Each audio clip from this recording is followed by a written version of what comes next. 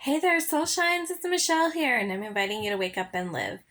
And I was just listening to a video and, kind of got overwhelmed with the need to create a video for you guys. So I've been thinking about it. I actually recorded something the other day and then decided not to share it. I think just because sometimes it helps me to say the stuff, but I don't always have to share it.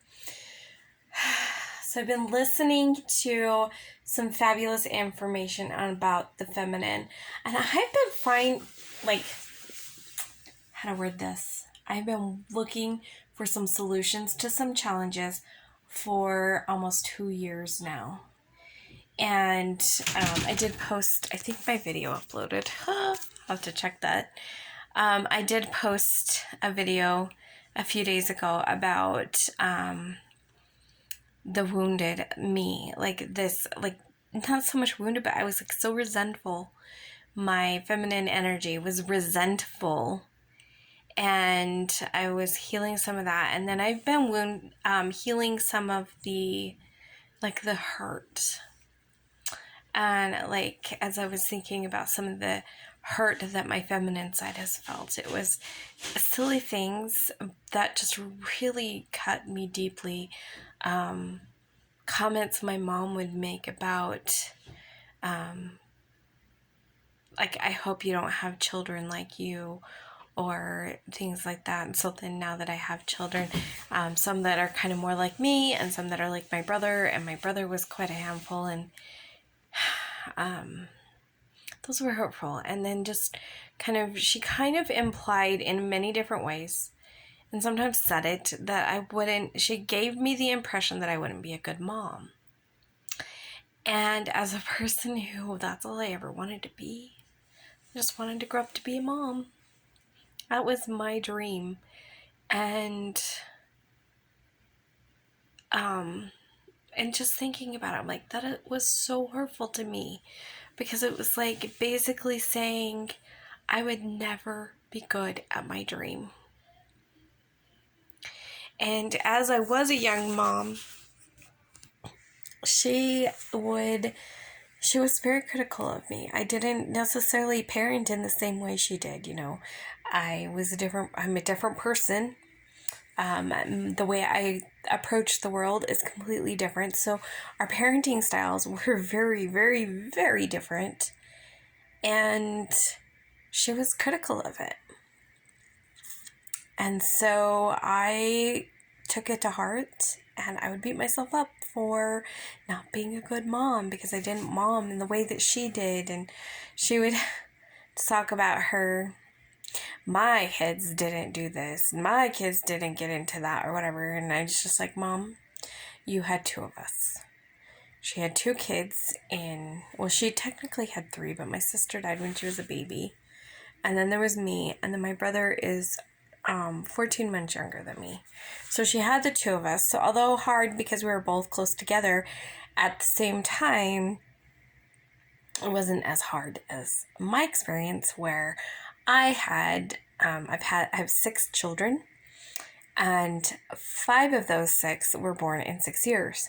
So I had 5 kids really close together, and I had postpartum depression, and that's just a crazy, crazy amount of people close together, and it's a hard situation. And one she's never experienced. So to be critical of things was very hard, because I was like, well, you never had 5 kids in 6 years. You don't know that experience. You had 2. And my brother was definitely a handful. So I have to wonder, what would her experience have been if she would have had 3 more kids right afterwards? But it was hard, because that was what I always wanted to be. And so this is part of why it has been taking me so long to heal, and what has been so I don't know how to explain how the last few days have been.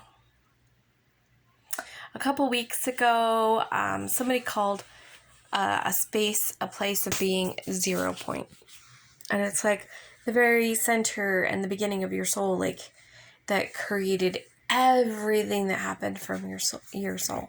And it's really interesting for me to say, what if I was in the 0 point? How would that feel? And if I feel heaviness and stuff, I send love to it and I clear up the resistance. And then I get to this beautiful place in the middle. And it's incredible. Now, I have had somebody else invite me to that space with different words, and it was beneficial, but there was something different about the way that it was worded this time. So, sometimes you just need to hear things in a different way. And then, so things were starting to feel better asking that question about being in the 0 point. And then I came across this information that just kind of, I've known something was off with feminine and masculine balance for a while.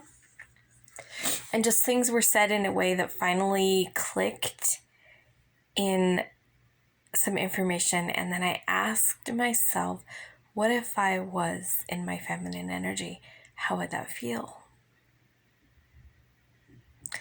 And since doing that a few days ago, that is the energy that has just shifted things. It's made me feel so much better. It's like, oh, I want to nourish myself. I want to nourish my channel. I want to invite people into my life. And I've noticed the last couple of days, some of the people that have been some of my favorite clients are actually starting to reach out again.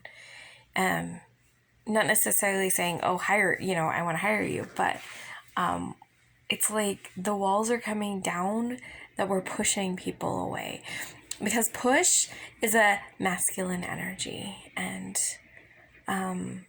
when I was in this desperate need to provide, and it's like, I have to do business because I need to provide, that pushes people away as a feminine being. And when it's like, okay, I would like to nourish myself, I would like to nurture my family, what would it take to nourish my clients? In fact, I have a friend who, she shared some information, and I asked that question, what would it take to nourish her? And then I just kind of listened for a minute and was able to share the information that I received for her. And I don't know how exactly it worked for her, but then I asked my daughter some questions, and my daughter received the same information without me telling her anything. And my daughter is highly intuitive as well. So it was like two witnesses. And I only was able to get to that because I moved into the space of Nourish and Nurture. And it's fascinating. It's like really cool. I love moving into this. Now today I listened to somebody say that women are meant to be in the feminine 80% of the time. And I was like, well, that's an interesting number. Is it true? And I asked for myself, and I was telling my daughter about it, and she got the number before I even told her. That I said I felt like I was supposed to be in the feminine 90% of the time.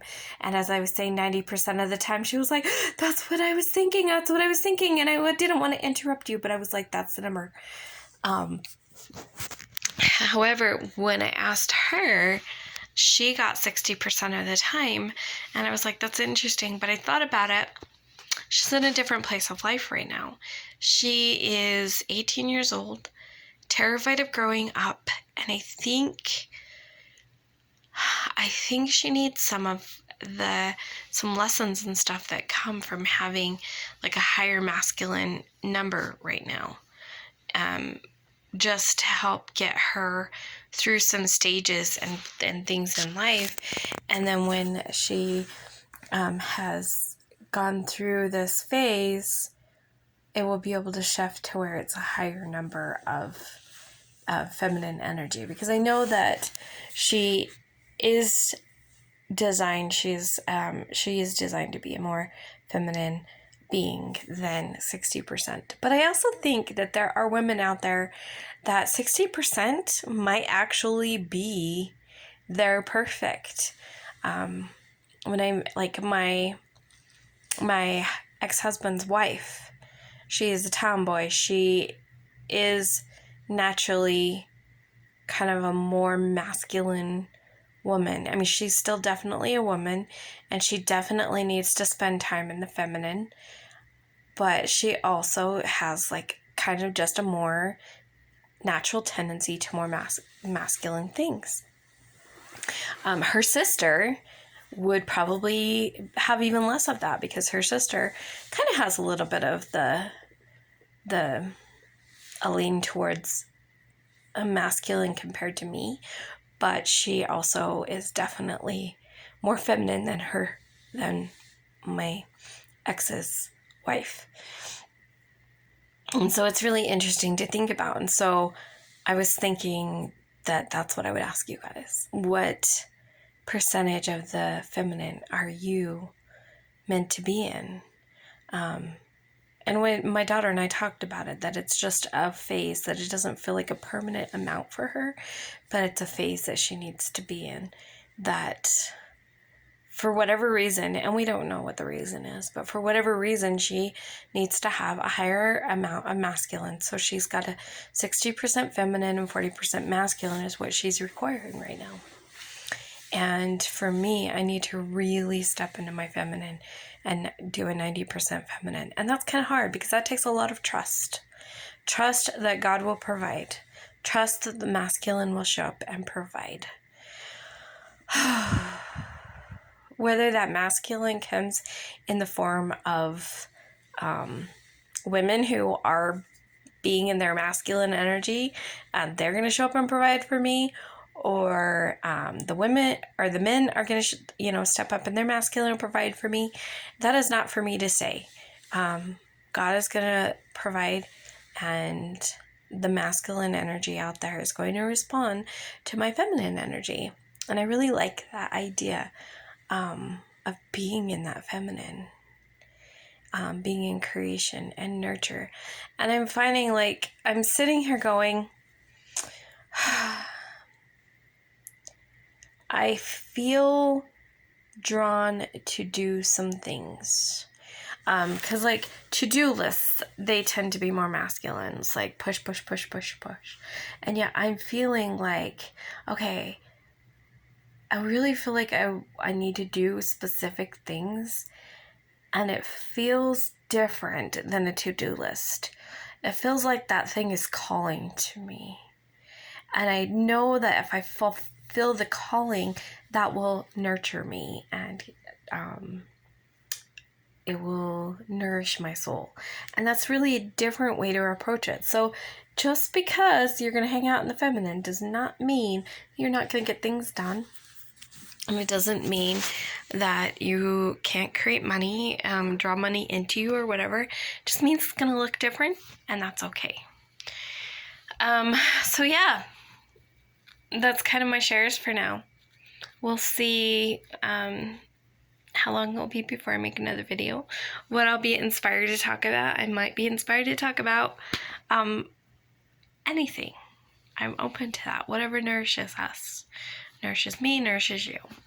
I love you guys. Oh yes, I don't know that I've actually asked you. What percentage of your energy needs to be feminine? Now, if you are a man watching this, you can ask the same question, because you might get like 10, 20, 30, 40% feminine. But you want to be asking, what does it feel like to be in my masculine energy? So you can center yourself in the masculine energy. Now, if you are gender neutral, I'm not really sure what to tell you. Asking that question, what percentage of my energy needs to be in feminine, that would give you an answer. And if you get that you need to be 60% feminine, then you need to consider your activities in your day and ask yourself, look at like say you were in a 10-hour day, make sure that 6 of those hours you are being feminine, and if you ask yourself how much do I need to be feminine and you get 30% and you're looking at a 10-hour day, then make sure that you're spending 3 hours of your day in feminine. And that doesn't mean like it has to be all in one chunk. It just means that you need to make sure that you are putting in that energy so that you are fulfilling that. Anyway, there you go. I love you guys so much. Remember to let your light shine big, bright, light, and beautiful. Be the incredible you that you were designed to be. And I will see you guys next time.